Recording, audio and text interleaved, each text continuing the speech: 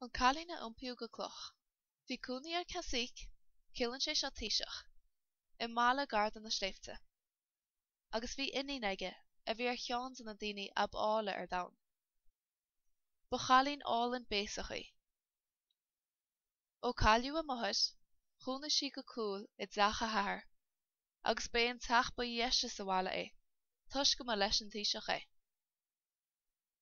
Lá amháin, dá go hathaid an teach chun dul chu ceallaire a bhí i bhád ó bhaile. Anseo, chas sé le bean álann, agus thug sé bhaile í le go bósach siad. Níor hain I leasmhaithe nua leis a galín, mar cheap sí gur bean chrúalach agus chrána bhíonsa, agus nach raibh sí ach ag léigean ar hain gur sí múnta. Níor thuig an taoiseach é seo, agus bhí sisin ag súil go mbeadh bhean nua cos le mothad ag an inine. Ar an drochuid, tháinig éiad an leasmhaithe gur an chalín go hálann, agus ghlach sí grán ar a galín, mar gheall seo. Tá mo beagán na dhiaidh sin, thucar an taoiseach go bósacha ininn mac le taoiseach a chúna in aice leo. Ba álann an leanúna na bhíonn tú, agus bhí chuileáin ag cinnte go mbeadh síl sanna sásta acu. Tosaíodh ag olbhú na bainise ba mhú sa gantar. Lig an leasmhaid ar a hain go raibh siise sásta chomá. Ach in aíde, bhí sí gaidaí ní bearagaí. Tuis gur sí feiceáil an chalín a gaidaí níos dathúda agus an bainise ag dúirt an ró. Thosaíonn leasmhaid ag scéimireacht le go gcuirí stop leis an banis. Iche bháin, d'iminn leasmhaid le as amála in gconas.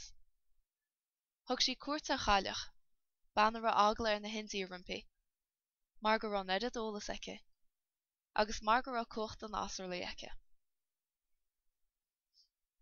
Leag an leasmhain amach cúpla prontanas os cóir na calaí. A rinne chríoine, túr cúnacham a dimpi siúir. Túr rud ag an dom a chud a cuma chu gurán ar mo leasaní nach mé aon den na sástaí fósa. Chud an chailleach cúpla ceist faoin galín agus faoin na síl, an sin dúirtí leis an leasmhaid fille faoi an chead lá. Faoin am sin, geall am chuit go mé sé agam, a dúirt an chailleach. Ach níos siar bhí an asúlacht mar sin. Is éard a bhí gceiste an gáileach leis seo, ná gur raibh tuile bronta na swatha, agus daontaíonn leasmhaithe leis seo go díocasach.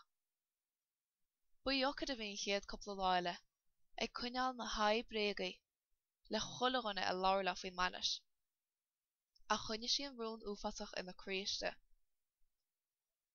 D'fhill sí ar theach na calaí tar éis chead lá.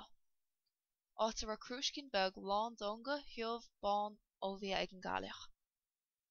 Bhí cuaireamach leis sin, ó is éon asúlacht is láid ar domhna a dógad an chailleach. Cé bhí crackan na róiséid angó leis, iompó sé go clocha. Thóg an leasmhaid an tonga, agus thug sí tuile brontanas don chailleach. D'imigh sí le bhaile agus í brá sásta le hain, agus dáin sí go dtíon iche roimh an bhanis chun an tonga úsait. Nuair a bhí chuileáin is teach ina gul agus ábh, go mór bhrídóg. Héaltaíonn leasmhaid isteach siom an chalín, agus chiimiid sí an tongach ar a héadan. Níor thús sí an chalín, agus d'iminn leasmhaid le ríist in gconas daon duine. Bhí go leor rúla búleán lá na bainise, agus íon na bainise ag teacht ó bhád is a ggéin. Bhí an gúna ba dhéisteach a bheith go leasmhaid, agus bhí sí breanú tharbheith go lanta. Ach, beid an mrídóg a bhí chuileáin ag fada, agus iad leog ag súil go mór lena feiceáil. Ach mo léon, le a thuspáin an chalín é hain, tháinig scéan uafas an slua. Cé go raibh gúna ála nura, bhí a héadan crua agus dúirc. Dumpa siad ró a thathar agus scanmhara. Cén fáth bhfuil chuileáin a gcompa weim? Céir dúirt mé mícheart a dtíir sé. Ní rá a hathaid dílis ná breanúir a fiú. Inis dom céir atá mícheart a deir sé, agus í a tí cuoine. Ach ní raibh sé ná an teachtar ocail chun na inseachta céir a bhí tar éis tarlú. Thosaíonn leasmhaid ag cuoine go háirt, agus chuir sí a lámh ar a héadan, mar dhean nach chuir sí ná breanúir a galín níos mó. Is an sin a thug a taoiseach faoi dara go raibh méar na leasmhaithe ina cloch, díreach cosú le héadan na chalín. Thairng an taoiseach a bhean isteach sa teach agus é ar buile. Cheiste sé í, agus an sin, dáda sí gur bhí a bhí cintach. Dá beag an éon unga ar a méir agus í á chiimiil sé éidir na chalín, agus is margheallar sin a rugú machar.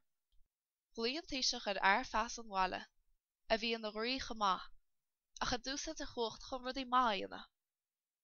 Ní cheapan go mbeidh an tada dhéana faoi asar le chu cóchtach le seo a deir sé.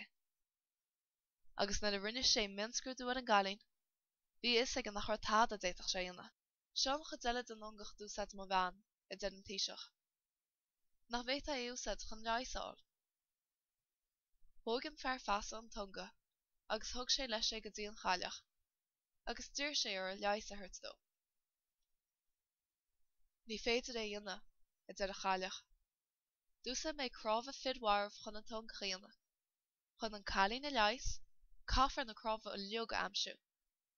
Ach ní bheidh sé éasca, ór scapú go cead a thard iad.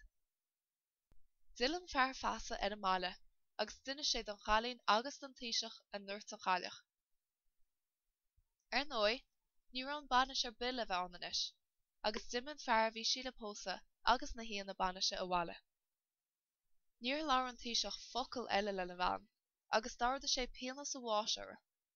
Níor leis sé seo an chalín áfach, agus bhearta sí go chóir den baile ágang. Bhris crí a thathar nar chola sé seo. Níl éon bhean in is agam a deir sé, agus má imíonn tusa ní bheith inín agam a chairid. A ahead díl, a deir sí. Níl am a gghearr tú a ágáil, a chonig tú an fatas a bhí ar muointe de bháile rih maidan. Míle sé de hialtach má anam an seo. Lig dom cúnaí sa bhuiris agus na sléifte, áit nach feice aon duna mé.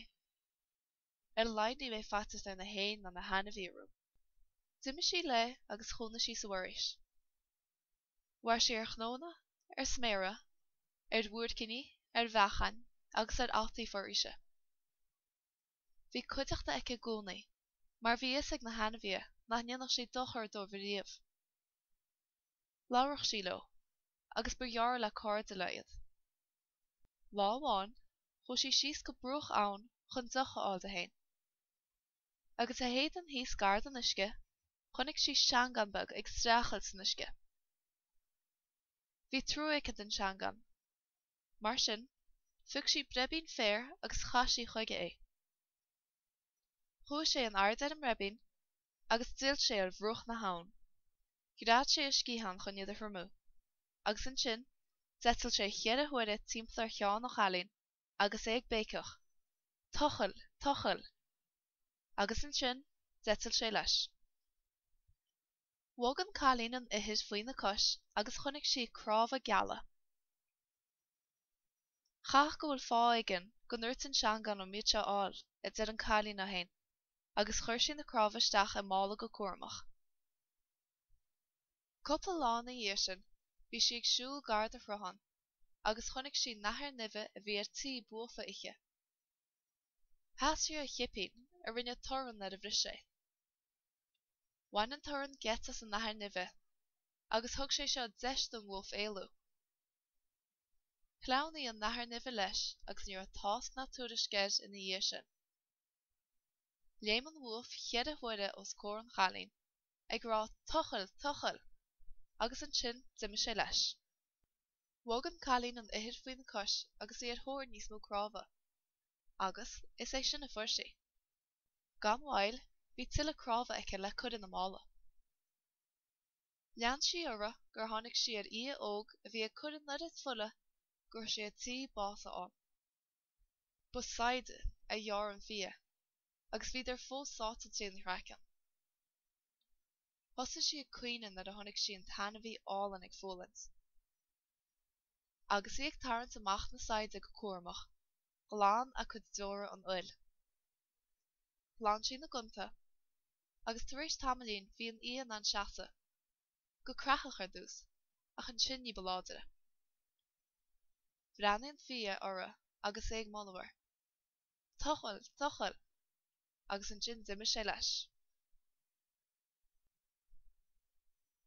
Don tríú thuair, rinne an chalín an talla fua a chochailt, go bhfuair sí crábha, a chuir sí an na mála leis a chadeile.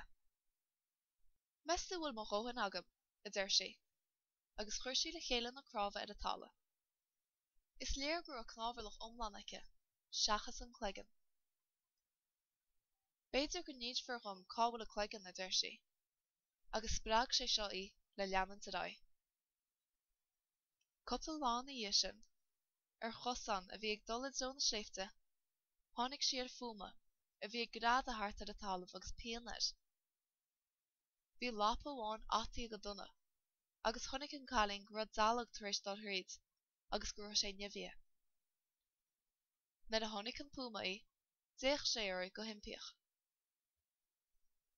Fuair sin ceann is fearr a bhaite sa bhéara, agus chuaigh sí an nón go dtí an puma. Bhí an dealach chud domhan ina lapa, go raibh ar a crumma síos agus é a thógáil amach lena chud fiacla. Nid a tharn sí amach é, steal a nimh amach as a dheara, agus laidí an tat, agus tháinig feabhas a buma go tapa. Chiimill sé a hanga dá héadan, agus is beag nar thosa sé cuoine le háthas, tás nach ar fatas a buma ribh a héadan cluiche. Thug an puma steach na flúisí, agus thug sé isce uair le nóilde, a bhí á iompar aige an mléasc idir a chud fiacla. Dul sí cupla blog am isce, agus ag smaoinú, an bhéiteach gur bheith an bléas seo an ceanna bhéad éire ina glábharlach. Leag sí amach na crábha ríist, agus mo léan, ba an bléas ceart a bhí an. Agus í a churann chlámh deide den glábharlach le chéile. Phric dealagaí a bhí ar a talamh, agus thosa sí a chur fulla. Hitsbrion fulla ar a glábharlach, agus freab an glábharlach ina hasa, agus rinneú fearr óg dathúlgó. Bhí man go gáda ar a aghaidh agus é brá sásta gur scaoileadh saor é ón asarlicht. Phóg sé an cailín chun buchas a ghlacha lé, agus dumpa a héadan ar ais go dtí an chuma álainn thláchtúir a bhí ar sular cuidiú faoi ghéasa í. Ní ra fearr bin nach bhuileadh siad ar a mála, a chathain na síl nua sa bhairí leis a galín. Átar sé gimimecht le héir an taol, agus ba dheacair de dearmad dhéana ar a drochaí ar cathú le mála. Maidir leis a bhar óg, bhí sesin sásta marach dal átar be a bhreath an cailín. Mar sin, mhair siad sna séifte, ar a dul féin, agus an puma dílis á gosint a ád a bhair sé.